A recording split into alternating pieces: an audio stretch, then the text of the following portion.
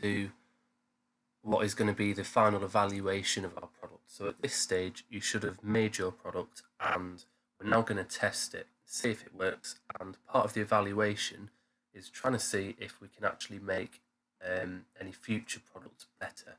So at GCSE, we never really consider our final product to be final. There's always things we could do if we were going to take it to the market. So let's have a look. The first stage, if you like, is the assessment. And this is just a little diary for you to keep on each day. So are there any developments with the plants? Are there any problems happening? Is any water leaking or any bits falling off?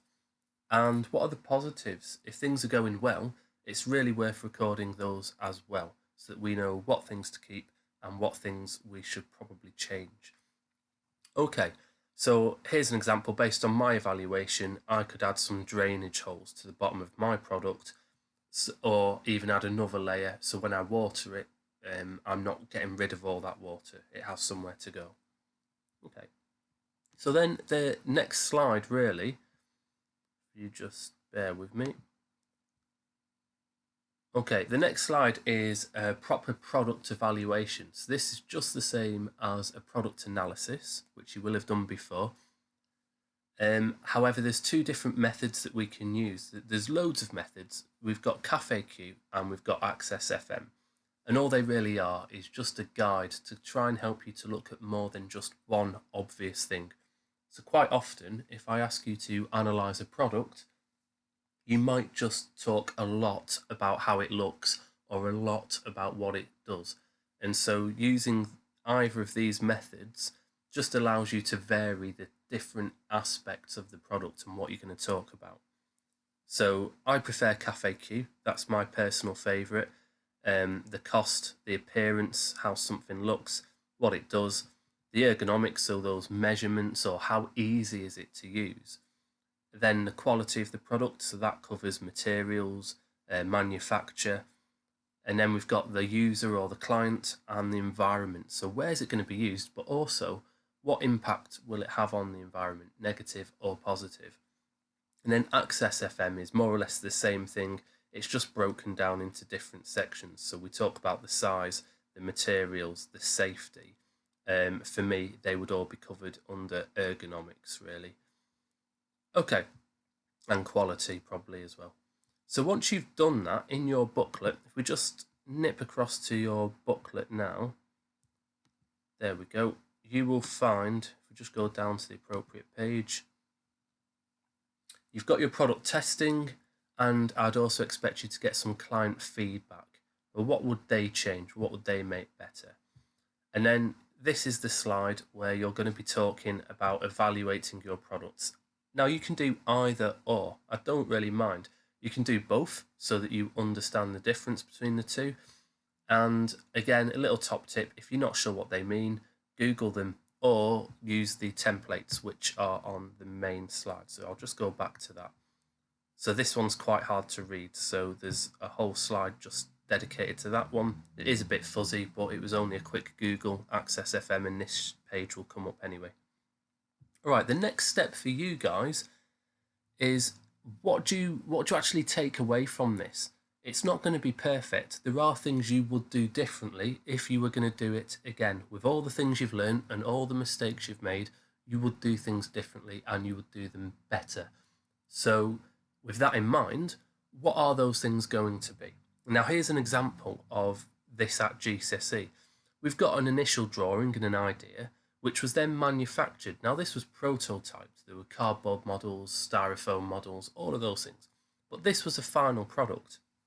Now once it was tested and analysed, and then the client feedback, we worked out it was great for typical American comics, but it wasn't really suitable to store anime.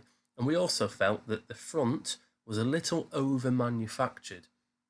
And so just having a clear front meant that you could then store anime products which are slightly smaller and thicker.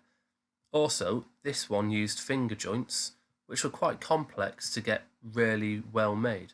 This one just uses dowel joints, which is very, very simple, very quick to manufacture, and meant it could be flat packed.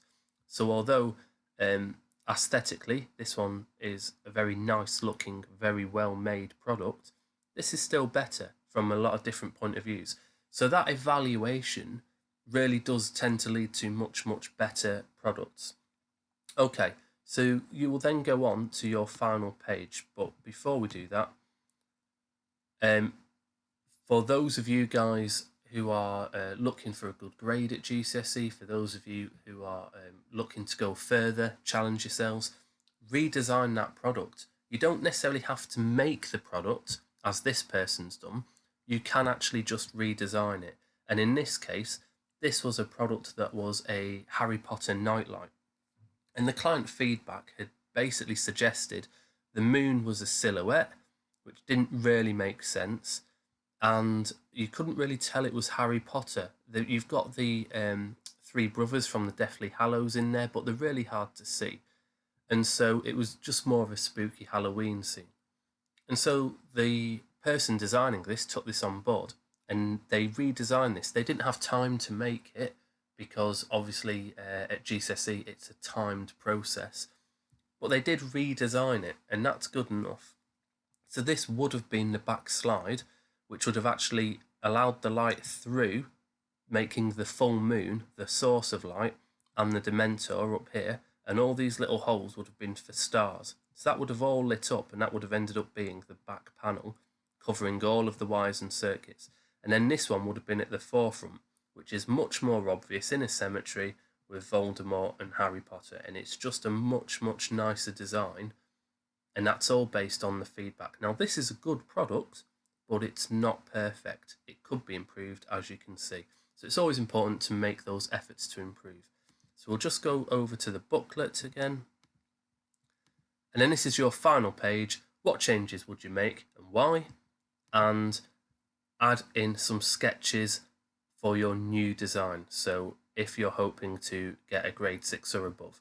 And then also, you could actually go further. You could make that product and you could see if you can grow more tomatoes. You could even compare the two products and see if it was actually better. So there's a lot more stuff you could do with that.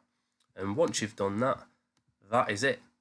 That's the end of this project, and well done. And hopefully you've got a nice plant pot at home that's going to grow some tomatoes.